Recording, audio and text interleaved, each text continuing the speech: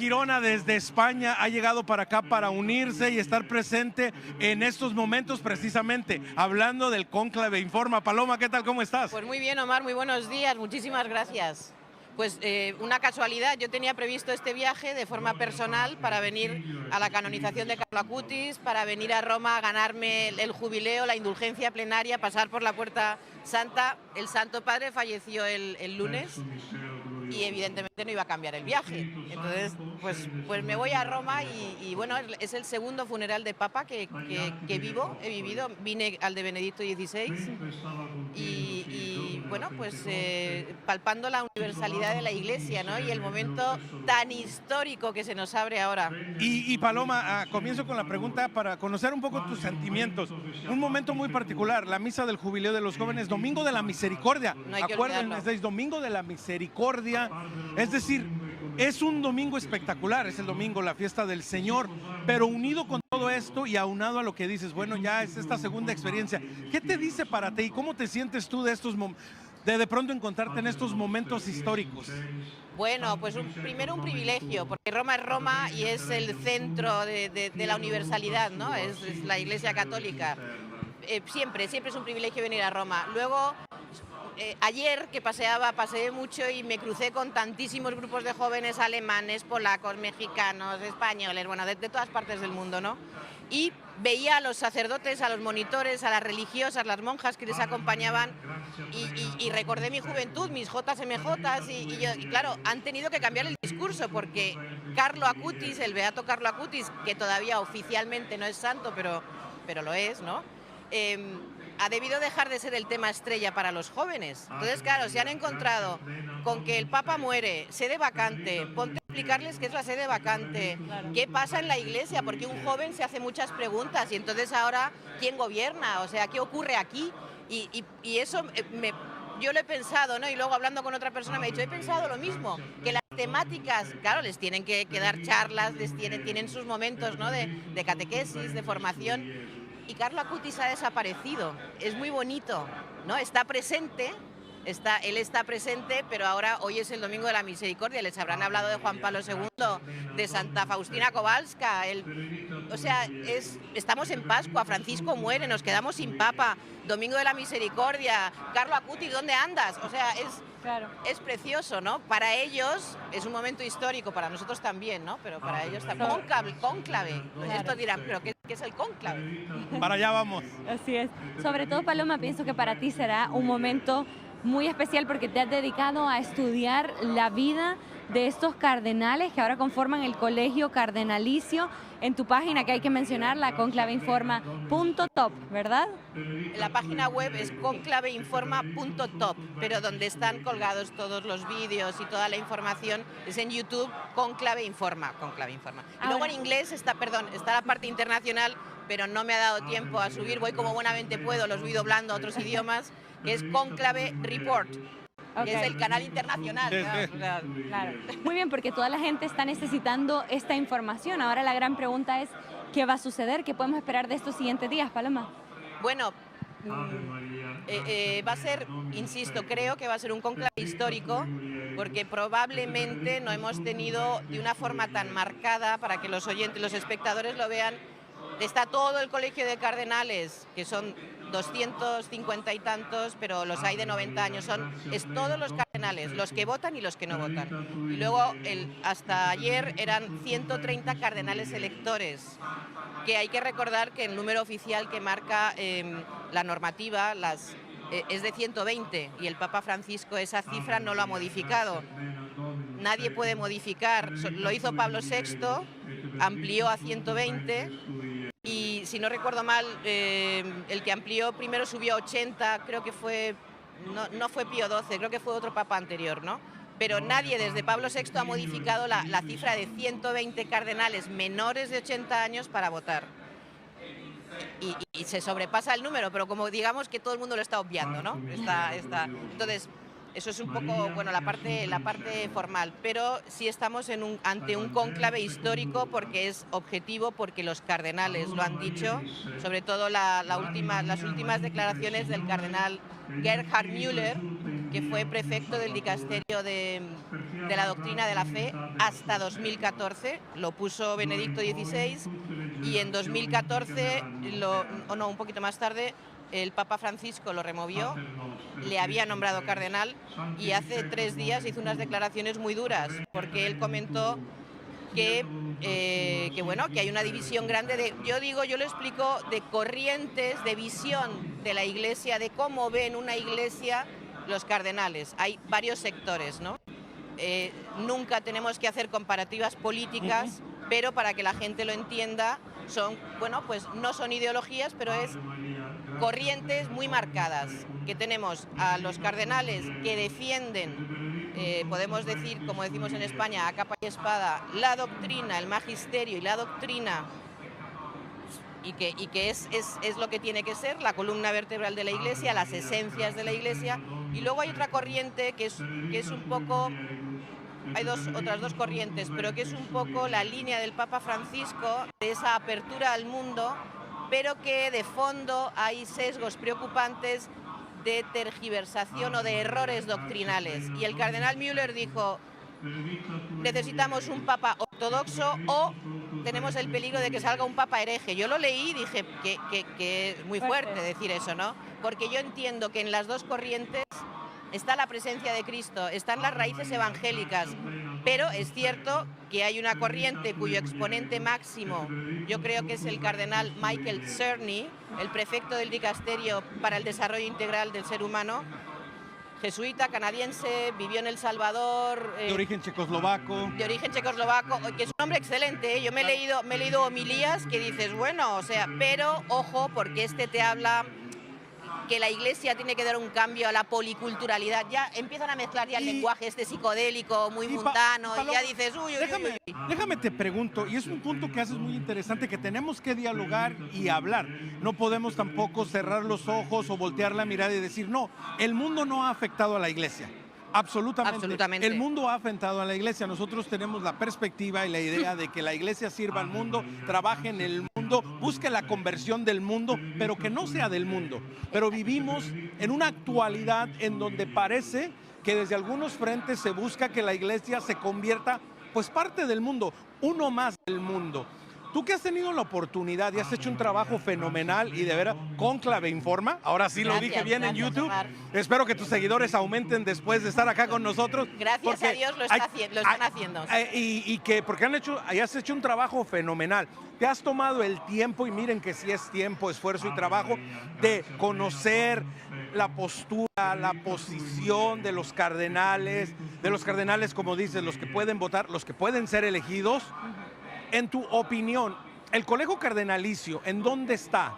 ¿Está más inclinado hacia el mundo? ¿Sigue siendo un colegio cardenalicio que sigue representando a la Iglesia? ¿En dónde estamos en cuanto a estos hombres que en unos días estarán reunidos, cónclave, estarán encerrados y estarán decidiendo el futuro de la Iglesia? Sí, sinceramente, o sea, yo no me atrevo a decir que no representan, son sacerdotes, son obispos, son cardenales ya digamos, no sé cómo decirlo, o sea, su santidad personal y la fidelidad, afortunadamente eso Dios lo ve, nosotros no. Entonces hay cosas que sabes, es evidente que hay enormes pastores, incluso me adelanto a una pregunta que siempre me hacen, ¿no? Que si el Papa Francisco, como ha nombrado a más del 90% del colegio, como si hubiese creado un colegio cardenalicio a su imagen y semejanza, y no es así. Ha nombrado hombres extraordinarios, pastores absolutamente ortodoxos, con sentido reformista, incluso de iglesias orientales. Entonces, es un colegio que yo quiero pensar que el 99,9%, probablemente habrá alguna oveja perdida, ¿vale? Pero realmente perdida, pero es esta. Siempre ha estado, o sea, hubo un Judas con nuestro Señor, entonces a mí no me sorprende, ¿no? Siempre se nos cuelan. Pero la gran mayoría son hombres de Cristo. Pero eso no quiere decir que sean hombres de Cristo, hombres de la Iglesia Católica, pero que hay un porcentaje que no debemos minusvalorar, que tienen concepciones doctrinales erróneas, ideologizadas, de connivencia con los poderes políticos. Demasiado humanizadas. Exactamente, y sobre todo de no negar la creencia todos tenemos en común un Dios Padre, la humanidad somos hermanos, pero tú vas leyendo discursos y dices, oye, que a Jesucristo nos lo quitan de la ecuación, porque el eje de todo es Jesucristo. Entonces, esas corrientes se dan, luego son los de todo el pueblo de Dios, todo el mundo a participar, y tú lees y dices, y la autoridad del Papa, que es piedra angular. Entonces, hay rasgos que son preocupantes, pero afirmo, en todos, o sea, en una corriente y en otra, que yo lo resumo en dos, las raíces son profundamente evangélicas. Cristo está presente y yo creo que el reto es encontrar a un hombre que tenga la suficiente firmeza de fondo, la suficiente suavidad para lograr que se encuentren. Tenemos que romper el problema de la Iglesia Católica ahora, siglo XXI, año 2025, es una división interna que nunca hemos conocido. Hemos conocido teología de la liberación, hemos conocido grupos, sectores minoritarios que han dado problemas a Roma, pero no ha sido una cosa muy grande, ¿no?, a lo largo del tiempo. Tenemos ahora en Alemania el grave problema del magisterio paralelo. Yo siempre ironizo, siempre digo que es la díscola Conferencia Episcopal Alemana. Son díscolos, o sea, son estos muchachos, son malotes, pero es que llevan 60 años dando a Roma, o sea, yendo por otro lado. Dando señales, dices. Dando señales, pero no va más allá de Alemania.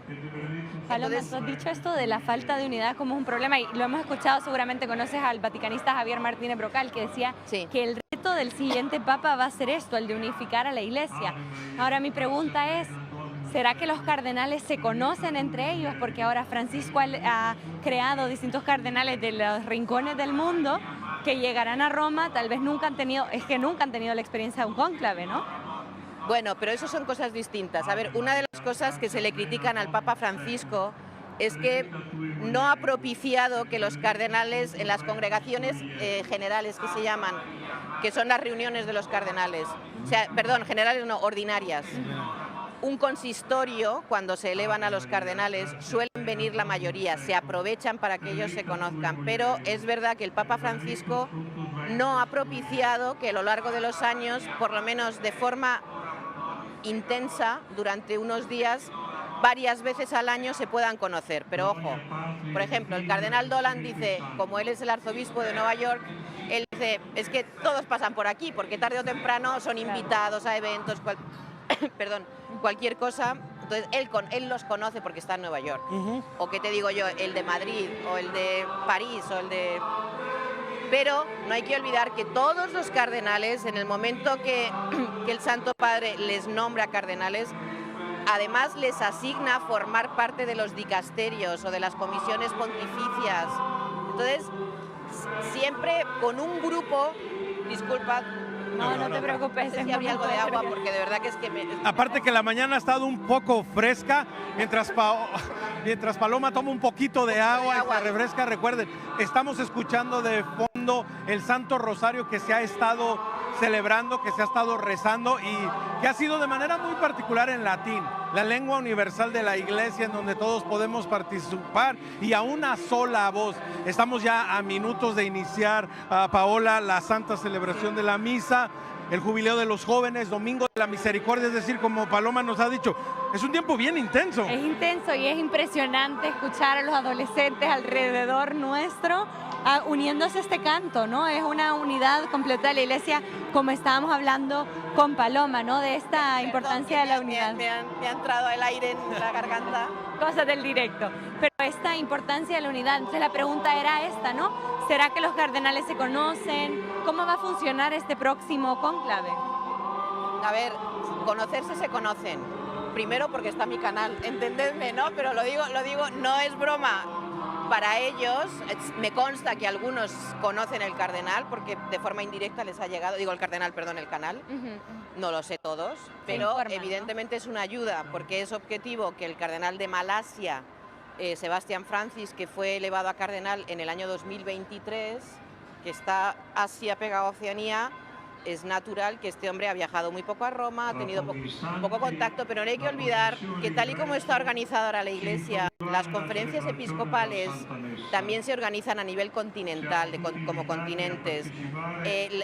La dinámica y la vitalidad de la Iglesia es continua, o sea, es cierto que de los países, pues el cardenal que pienso, Chibli Langlois, que es el de Haití, el pobre hombre que además ha sufrido terremotos, durísimo, pero es muy ayudado por otros cardenales de otras diócesis importantes, ¿no? Conocerse se conocen, pero también es cierto que deben tener lagunas porque tienen que estudiarse los perfiles de todos. Y no tienen el tiempo que yo afortunadamente he tenido de ponerte a leer, de escuchar sus homilías, de leer sus cartas pastorales, porque así es como conoces, como digo yo, al hombre y al pastor. Va a estar... Y bueno, y en tu opinión, y como bien dices, con el gran trabajo que has hecho y que precisamente no has tenido la oportunidad de realmente hacer una investigación particular a profundidad de cada uno de ellos. En cómo tú ves las cosas, en lo que escuchas, ¿algún consenso? ¿Algún par de nombres? ¿Alguien que pudiera ser? Mira que tú has tenido el privilegio y la oportunidad de hacer lo que muchos deberíamos de haber hecho y no lo hemos hecho muchísimo. La mayoría de la iglesia no lo hemos hecho, ¿verdad? Que es decir, ok, me voy a parar, voy a estudiar, voy a ver en qué postura están, a verlo, cómo se expresan, ven la labor a nivel diocesano en donde están, en su conferencia episcopal. ¿Algún consenso, Paloma, tú que digas 1, 2, 3, no sé, ¿cómo sientes tú el colegio cardenalicio y en cuanto a consenso? Yo creo, es sabido, porque además aprovecho, vengo haciendo una serie histórica muy bonita de la historia de los cónclaves, cómo fue el cónclave del siglo XX. No he llegado porque pues ha fallecido Francisco, pero mi ilusión era llegar. Desde 1903, el Papa San Pío X, que era el Papa, no me acuerdo ahora, el 257, y luego el cónclave de 1914. Hemos ido viendo, y tengo a medias el cónclave de 1939, entonces yo hubiese querido haber llegado al de 2013, ¿no? La renuncia de Benedicto, pero da igual, lo haré después, ¿no? Claro. Pero la cuestión es, perdona, Omar, los favoritos, ¿no? Los favoritos. Siempre en la historia nos enseña que hay que verlo de forma natural, no de forma política. Los cardenales tienen sus favoritos, tienen sus candidatos, pero la cuestión es que hasta el Vaticano II, un poquito después, todos los cardenales en la ortodoxia y en la visión de la Iglesia era una unidad monolítica. Siempre había corrientes liberales o corrientes, ¿no? Pero dentro de la ortodoxia. Ahora no. Eso desde finales del siglo XX se ha ido perdiendo. Entonces, claro que tienen candidatos, tienen las corrientes, clarísimos, pero no son los que vemos en los medios. Paloma, no son los que vemos en los medios. Interesante, ¿no, Paloma? Es lo que se llama el tapado, ¿no? En términos así, digamos, clericales y así de vaticanistas, de curia, el tapado es... Entonces yo creo que un tapado, me puedo equivocar, pero creo que un tapado que no aparece en los medios porque es un hombre de enorme peso a todos los niveles, es el cardenal Koch. Primero, excelente. Ya nos darás, más de uno ya está buscándolo ahora mismo. No estoy diciendo, porque además no forma parte de mi estilo, yo no digo este es papable, sino que es un hombre de mucho peso, de una trayectoria muy de identificación teológica con Benedicto XVI, pero Francisco lo ha mantenido y sobre todo que es el hombre que lleva a cabo todo el diálogo de la unidad de los cristianos en un mundo ecuménico, en una Europa que está devastada por la secularización. Es un hombre mucho peso teologal, pastoral, y luego por la función que viene desarrollando hace ya más de 15 años, que también tiene un matiz diplomático, ¿no? Y que habla idiomas. Entonces, es para tenerlo en cuenta que probablemente sea uno de los tapados. No es muy mayor. Eso sería, digamos, un poco por un lado. Otro, figura Zuppi, que ese sí que lo vemos en los medios, es el presidente de la Conferencia Episcopal Italiana, es de la corriente, digamos, más de Francisco, más moderado. Él viene de la comunidad de San Egidio, un hombre con mucho carisma, es muy por lo social, ¿no? Y tiene un encanto y un enganche personal fabuloso. Y anda ahí, ¿no? Puede ser otro de los tapados. Hablan de Parolin y yo no lo entiendo. Yo creo que es porque los medios generalistas fuera del mundo católico dicen, bueno, secretario de Estado, este debe ser muy importante, pues lo ponemos ahí, ¿no? Y luego probablemente hay otros nombres sorpresa. Yo creo que también hay africanos que pesan. En Brasil también hay dos de mucho peso. Uno lo ponían como papable en el 2013, el arzobispo Odilo Scherer, que tiene el apellido un poco difícil. ¿Filipinas?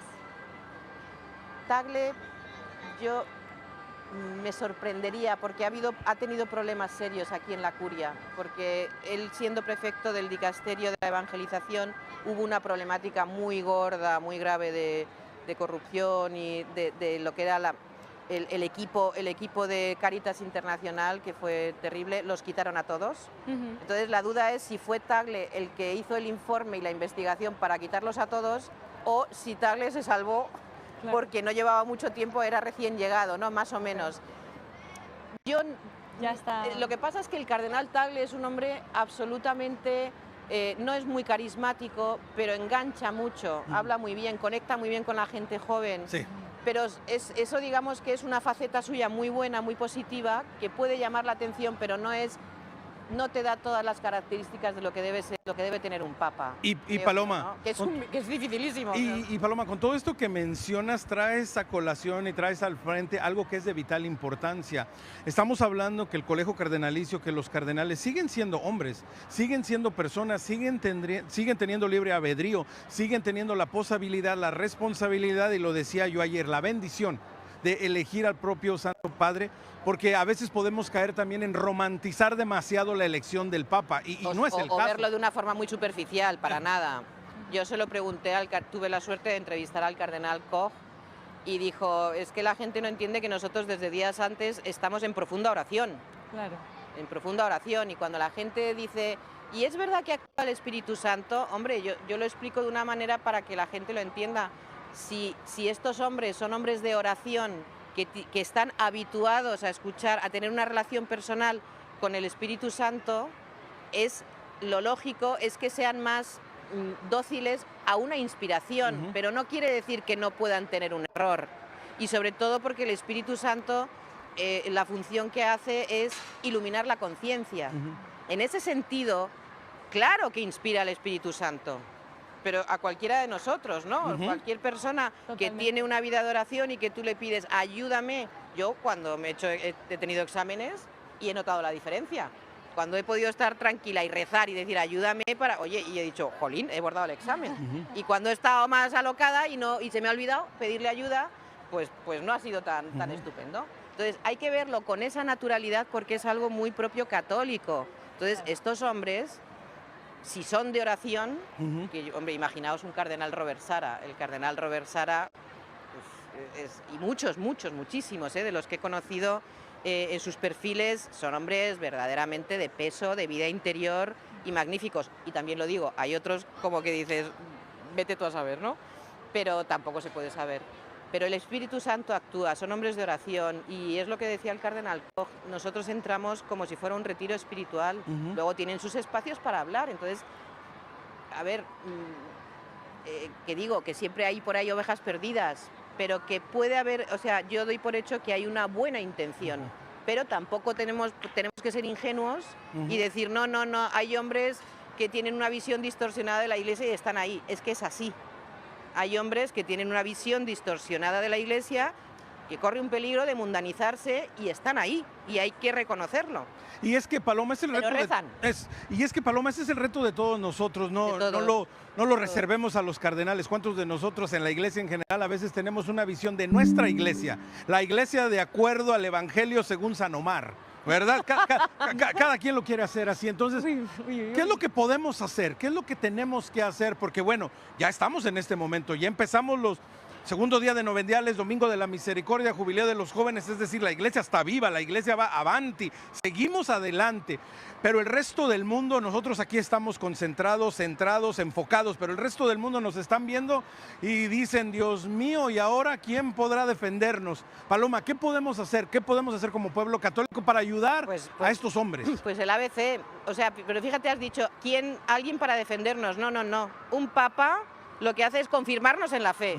Y sobre todo que yo siempre lo digo, oye, que solo somos en el mundo 1.400 millones de católicos, que es que somos muy poquitos, que es que la Iglesia está para salvar a la humanidad, que oye, que todavía tenemos que conquistar 8.000.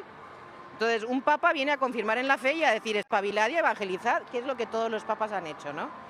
Lo que tenemos que hacer, uno, es creer que somos un cuerpo místico y que el poder de la oración es incontestable, pero hay que creer y rezar. Ahora, por ejemplo, en España está circulando mucho, adopta un cardenal. Entonces dice, me ha tocado fulanito, y la gente está rezando.